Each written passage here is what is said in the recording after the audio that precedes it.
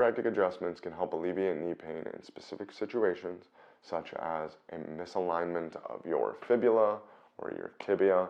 Sometimes, frequently, I shouldn't even say sometimes, but frequently, I have people come into my office that have like infrapatellar tendonitis pain, which is pain right into the front of the knee, coming underneath the kneecap.